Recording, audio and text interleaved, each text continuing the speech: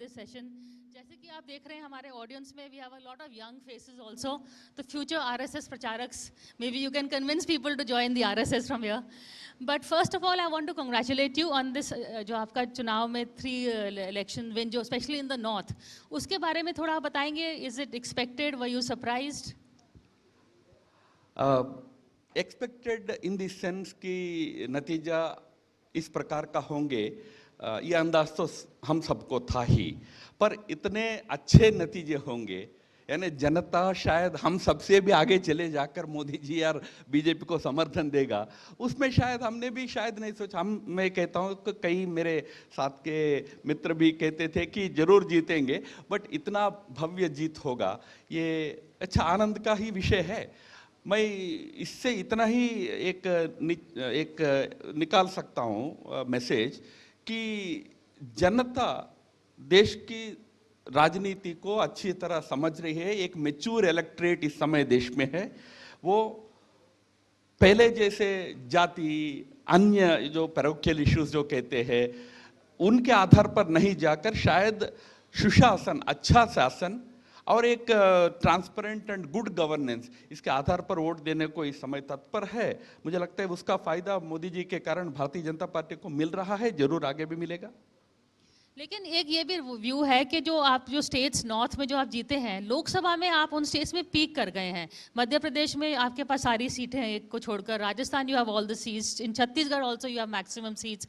तो मतलब इससे आगे आप कितना जा सकते हो? पहली बात तो कोई इलेक्टोरल पॉलिटिक्स कोई अर्थमेटिक नहीं होता है। यहाँ इतने हैं, यहाँ इतना माइनस होंगे, उतना प्लस होंगे। अब तो यह जो प्रभाव है जहाँ जहाँ नहीं पड़ा था 2019 में, उस क्षेत्र तक भी जा सकता है। अब एक बड़ा माहौल देश में है। जो लोग इस केंद्र सरकार के, मोदी जी के सरकार के कार्यक्रमों से, प्रोग्राम से, स्कीम से बेनिफिशियरीज रहे हैं, वे इस सरकार में एक अच्छी सरकार देखते हैं। और भाई कोई भी वोटर को सरकार को बदलने के लिए कोई कारण तो चाहिए ना। मुझे कोई गिनाए क्या कारण है। अब कास्ट सेंसस नहीं कर रहे इसलिए सरकार बदल दो, अगर ये कांग्रेस का आर्गुमेंट है तो लोग कहेंगे कि भाई हमारा जीवन अच्छा चल रहा है, जिस कास्ट सेंसस को मांग कर रहे हो सभी जातियों को अच्छा न्याय मिल रहा है, राजनीतिक भी दृष्टि से न्याय मिल रहा है और सामाजिक आर्थिक विकास की दृष्टि से न्याय मिल रहा है, तो हम सरकार बदले क्यों? बदलने से अब जाकर किस प्रकार के विकल्प में जाने वाले हैं? कोई इस देश में वैकल्पिक नेतृत्व है क्या? तो ये सब तो वोटर सोचेगा ना। इस देश का वोटर आज मैच्योर है, इतना तो साबित कर दिया ना। साबित कर दिया न केवल पॉलिटिकल पार्टीज को, अपोजिशन पार्टी को, रूलिंग पार्टी को, बल्कि सेफोलॉजिस्ट को भी, सबको बताया कि भाई आप सबसे भी मैं मैच्योर हूं। मैं सोचता हूं, जिस प्रकार सोचता हूं उस प्रकार वोट करता हूं। इसलिए मैच्योर वोटर जरूर ये सोचेगा कि इस समय जब भारत एक बड़े ट्रांसफॉर्मेशन पे जा रहा है, दुनिया में इतना बड़ा नाम हो रहा है, देश के अंदर आर्थिक दृष्टि से इतना तरक्की हो रही है, तो मैं क्यों खामखा सरकार बदलूं? ये जरूर जनता सोचेगी। इसलिए मैं कहता हूं पहले से अच्छा जनादेश बीजेपी को 24 में मिलेगा। अच्छा, देश का वोटर यहाँ बैठा हुआ है हमारे साथ, तो इनसे एक सवाल करते हैं कि यहाँ पे कोई है जिनको मोदी जी के सिवाय कोई विकल्प दिख रहा है हमारे ऑडियंस में? Do you feel that there is a alternate to prime minister Modi in the Lok Sabha? तो मुझे कहने की जरूरत नहीं है। हालांकि मैं इसको 100% रिप्रेजेंटेटिव मैं नहीं मानता। आप थोड़ा भी सैंपल भी ले लो, वहां भी तो ना कहने वाले एक दो भी शायद मिलते होंगे। अधिकतर लोग ये व्यवस्था चाहते हैं कि आगे बढ़े। Not necessarily that they are all politically affiliated to any party. It is the general public sentiment कि मेरे सामने एक अच्छा सरकार है, तो मैं कोई दूसरे का क्यों ढूंढूं, दूसरे का क्यों सोचूं? पर आपका नॉर्थ में तो मैं मानती हूँ, but in the south where you are also from, and आप तेलंगाना भी थोड़ा देर के लिए संभाल रहे थे, what happened to BJP in the south? क्या सच्ची में नॉर्थ और साउथ का डिवाइड है जैसे कि कांग्रेस कह रही है? नहीं, बिल्कुल कोई डिवाइड नहीं है। मैं आंध्र प्रदेश से आता हूँ। यूनाइटेड आंध्र प्रदेश आज 2 राज्य है। यूनाइटेड आंध्र प्रदेश में 7 पार्लियामेंट सीट्स थे एक समय, अटल बिहारी वाजपेयी जी के सरकार के समय। उसमें से 2 मंत्री भी थे हमारे राज्य से। कर्नाटक में तो परसों तक सरकार भी थी बीजेपी की, और तमिलनाडु में हम एलायंस में कई साल वहां के अनाडीएमके के साथ रहे। आज पांडिचेरी में बीजेपी सरकार में शामिल है। हाँ, थोड़ा नॉर्थ की तुलना में साउथ में थोड़ा कमजोर है, पर अभी तक है। मैं मानता हूं कि 24 एक चमकाने वाला दृश्य दक्षिण भारत में भी दिखाने वाला है। मैं तेलंगाना के बारे में जरूर कह सकता हूं, एक अद्भुत रिजल्ट तेलंगाना देने वाला है इस बार पार्लियामेंट के चुनाव में। उसी प्रकार तमिलनाडु से भी बहुत अच्छा रिजल्ट बीजेपी को मिलेगा। भारतीय जनता पार्टी अपना प्रभाव क्षेत्र को बढ़ाता जा रहा है। नेक्स्ट दौरा होगा साउथ का। ओके, ऑन दैट नोट मैं एक आपसे बात करना चाह रही हूँ about this recent supreme court verdict on Kashmir. और आप कश्मीर के प्रभारी भी रहे थे जब आप बीजेपी में थे, you were the general secretary in charge. Little bit on the verdict, जो कह रहे हैं कि ठीक है, they have said it's okay, I mean they have agreed, they have given a stamp of okay to the article 370, लेकिन opposition कह रही है हम 370 हटाने से कभी हमारा प्रॉब्लम नहीं था, हमारा ड्यू प्रोसेस से प्रॉब्लम था। और कोर्ट के जो स्टेटमेंट्स आए हैं उसमें से एक वो भी है कि क्या फेडरलिज्म जो होता है वो कम हो रही है, स्टेट्स का कहना, say of the states in the national constitution is going while the centre is becoming, we are becoming more centralised. No, पहली बात तो धारा 370 पर जो निर्णय आया सुप्रीम कोर्ट का, उसका एक पक्ष हम सब जानते हैं कि जो भारत सरकार का 2019 का निर्णय था उसके ऊपर स्वीकार्यता का एक वो स्वीकार्यता लगाई है सुप्रीम कोर्ट ने, ये सब जानते हैं। पर उसका एक बहुत महत्वपूर्ण दूसरा डायमेंशन है। सुप्रीम कोर्ट ने अगर कोई स्वप्न में भी देख रहा हो कि 370 को हम आए तो वापस लाएंगे, वैसे तो ये बात बोलने वाले वही लोग हैं जिनको पक्का मालूम है कि वो कभी आने वाले नहीं है, वही बोलते हैं सुप्रीम कोर्ट में हम लाएंगे। बाकी जिनको थोड़ा भी मन में है कि कभी ना कभी सत्ता में आएंगे, वो तो कोई नहीं बोल रहा है वापस लाएंगे। पर कोई अगर सोचता भी है, कश्मीर में बैठने वाला नेता हो या तमिलनाडु में बैठने वाले कुछ नेता हो, अगर वो सोचते हैं कि ला सकते हैं, तो सुप्रीम कोर्ट का निर्णय ऐसे सभी संभावनाओं को बंद कर दिया है। अब 370 इतिहास हो गया है, फिर कभी वापस नहीं आ सकता है। अब बात रही है आपका दूसरा, ये महत्वपूर्ण प्रश्न है, फेडरलिज्म। अब नया राग शुरू कर दिया सबने, फेडरलिज्म खतरे में है। भाई भारत का संविधान भारत को कोई फेडरल राज्य घोषित नहीं किया है।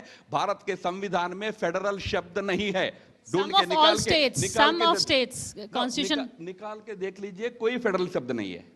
भारत का संविधान एक प्रकार का ड्यूअल पॉलिटी है, बट यूनिटरी फॉर्म है। ये समझना चाहिए पॉलिटिकल साइंस के जो स्टूडेंट्स हैं। ये इस पर बहुत बहस हो गई है भाई हमारे संविधान सभा में। आजकल नए विद्वान निकले हैं, वो अमित शाह को मालूम नहीं है, किसी को मालूम, as if they know everything, उनको तो कुछ भी मालूम नहीं है। संविधान सभा का तो पढ़ लो क्या बहस हुआ है। तो इसीलिए भारत का फेडरलिज्म कोई कॉन्स्टिट्यूशनल फेडरलिज्म नहीं है, बट भारत में ड्यूअल पॉलिटी है, जिसमें राज्यों के कुछ अधिकार है, राज्यों के अधिकारों का कोई खतरा नहीं है। और उल्टा जो कश्मीर को जो अधिकार मिले थे वो बाकी राज्यों के अधिकार से बहुत ज्यादा थे। वो ज्यादा अधिकार जो थे वो समाप्त हुआ है। बाकी राज्यों के बराबर का अधिकार आज कश्मीर को भी उपलब्ध है। तो इसमें फेडरलिज्म को क्या खतरा आ गया है। But can अगर प्रेसिडेंट्स रूल होए, can the centre take over the powers of the assembly and make decisions on behalf of legislative decisions on behalf of the assembly? इसको लेके कोर्ट ने भी कुछ कहा है कि नहीं, ठीक है ना। वो 367 आर्टिकल 367 में जो अमेंडमेंट हुआ था, उसको लेकर कोर्ट ने एक टिप्पणी की है, एक ऑब्जर्वेशन किया है। बट जहां तक 370 को हटाने का प्रश्न है, प्रेसिडेंट को एक अध्यादेश के जरिए वो करने का पूरा अधिकार है, ये सुप्रीम कोर्ट ने कह दिया है। और 6 अगस्त को जो अध्यादेश निकला था प्रेसिडेंट का, वही 370 हटने का आधार बना है। अभी कोर्ट ने ये भी कहा है कि चुनाव होने चाहिए जम्मू एंड कश्मीर में और उनका स्टेटहुड भी रिस्टोर होना चाहिए। तो क्या आपको लगता है, सितंबर तक डेडलाइन दी है, सितंबर के चुनाव स्टेटहुड में होंगे या यूनियन टेरिटरी के लेवल में होंगे? मैं देखिए, दोनों इश्यूज पर, statehood as well as elections in the union territory, दोनों इश्यूज पर भारत सरकार ने पूर्ण सहमति जताई है। अभी question is about timing, right? Supreme court ने यह कहा कि सितंबर 30 से पहले चुनाव तो कराओ, यूटी का चुनाव कराओ।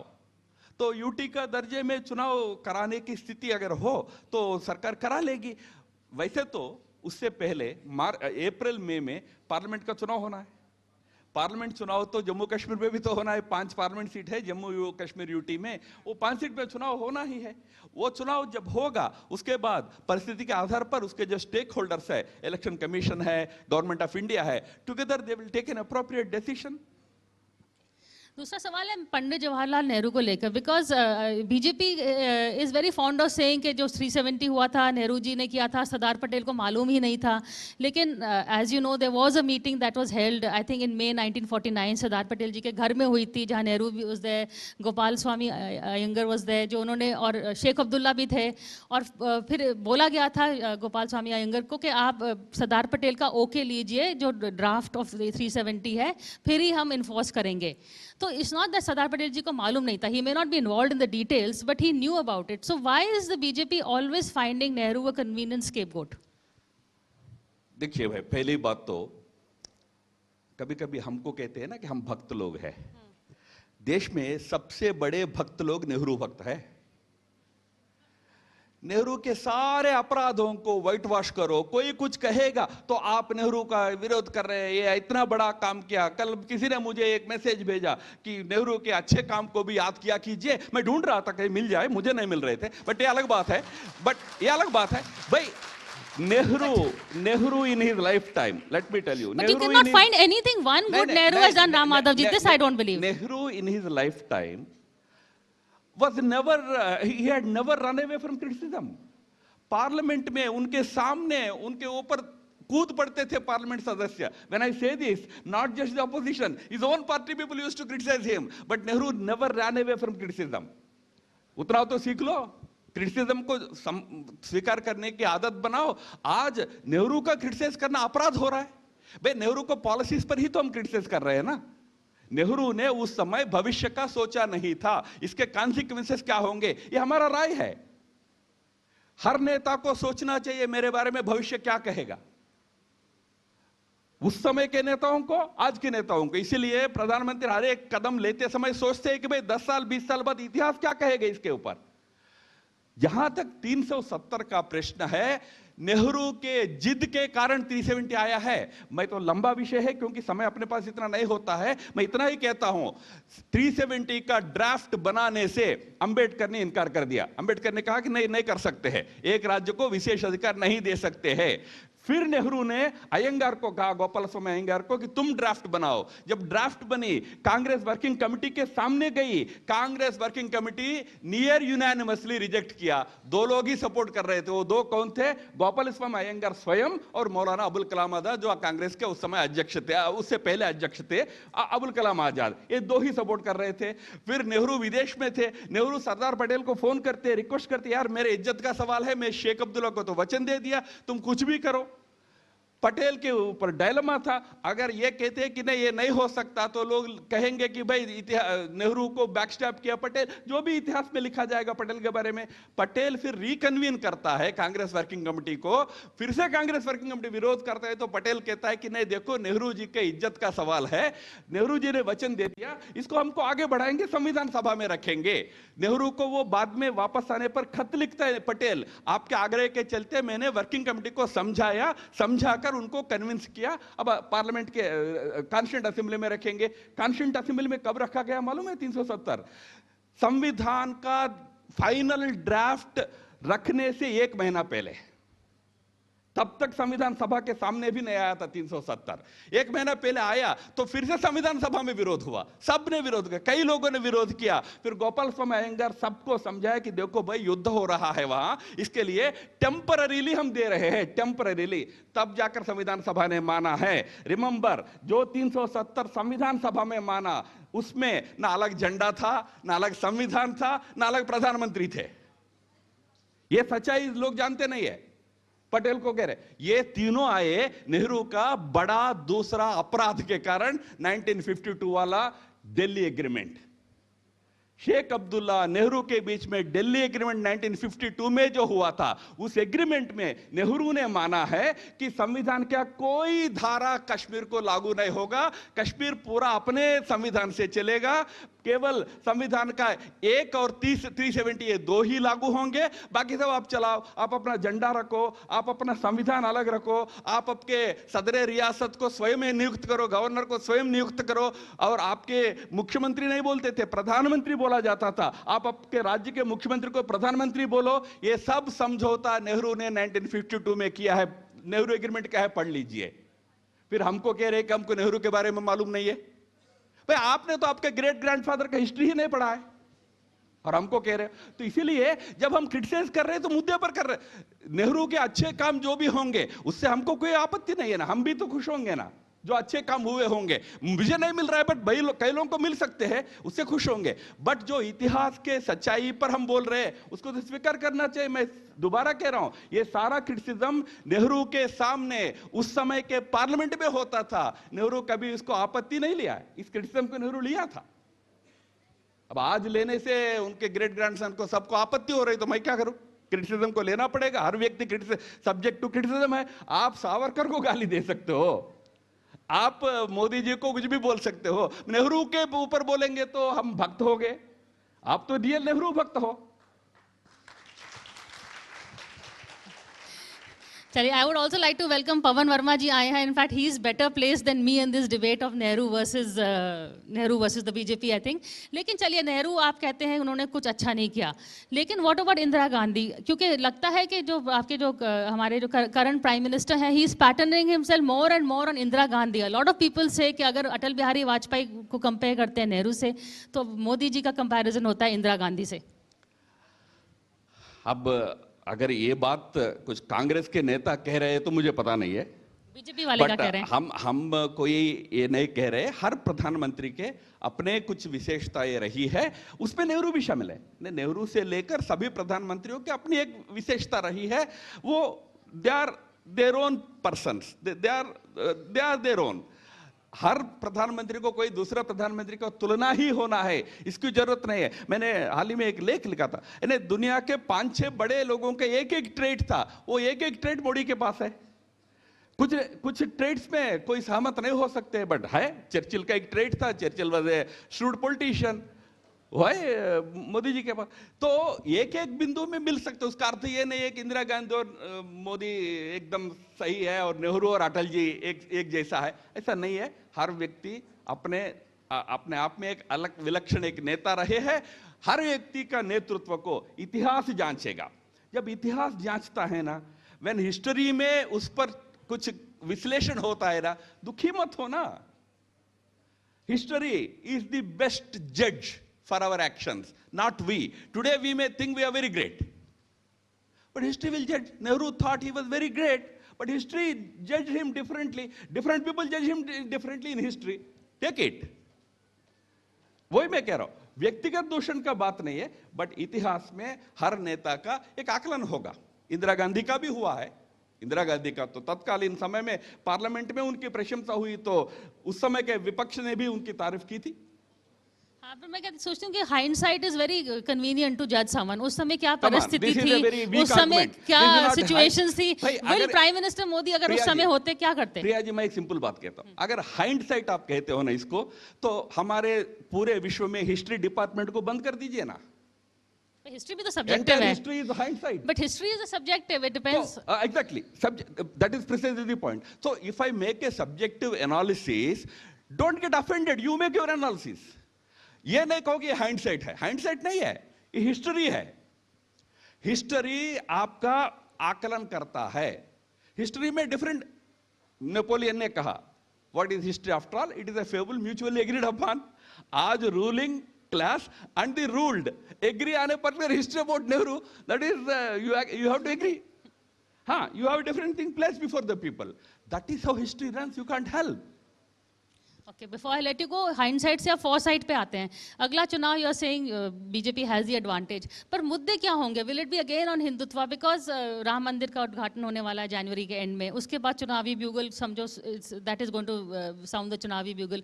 Are you going to carry on with hard Hindutva, या कोई पॉलिसीज भी होंगी? किस तरह का नैरेटिव आपको लग रहा आगे आएगा? नहीं, मुद्दे क्या होंगे पार्टी का नेतृत्व तय करेगा. मैं उस पर कुछ विशेष नहीं बोलूंगा, पर इतना जरूर कहूंगा, मैं 2014 इलेक्शन में पूरा शामिल था, 29 के इलेक्शन में पूरा शामिल था. हिंदुत्व के आधार पर वो चुनाव नहीं लड़ा गया. मैं कहता हूं 2014 I tell you there were 3 main issues. One was Modi ji's personality. Whatever his successes were there in Gujarat as chief minister, that was one. Number 2, the failures or corruption of Congress. वो 10 साल का corruption UPA 1 UPA 2 का. Number 3, पूरा संघ परिवार के लोगों का पूर्ण समर्थन. वो 2014 का इशू था, उसमें से ही जो मेजॉरिटी आया था.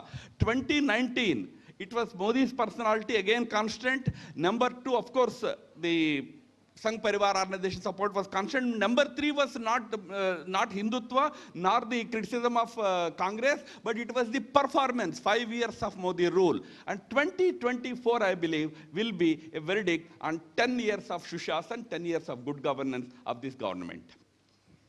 On that note, Ram Madhav ji, thank you so much for coming, and a big hand for someone who's one of the most articulate faces of the Ram RSS. Madhav Thank ji you. हमें join करने के लिए, हमारे इस खास कार्यक्रम मंच में शामिल होने के लिए और बहुत ही शानदार तरीके से 370 का जिक्र करने के लिए. भले ही पिछली पार्टियां, विपक्षी पार्टियों के जिन फैसलों की वजह से 370 लगा, और हमारा यूथ जो यहाँ पर बैठा है उसे बताने के लिए, और उसके बाद जब 5 अगस्त 2019 को ऐतिहासिक फैसला लिया गया 370 हटाने का, जिसके बाद हम जम्मू कश्मीर में विकास देख रहे हैं, बदलाव देख रहे हैं.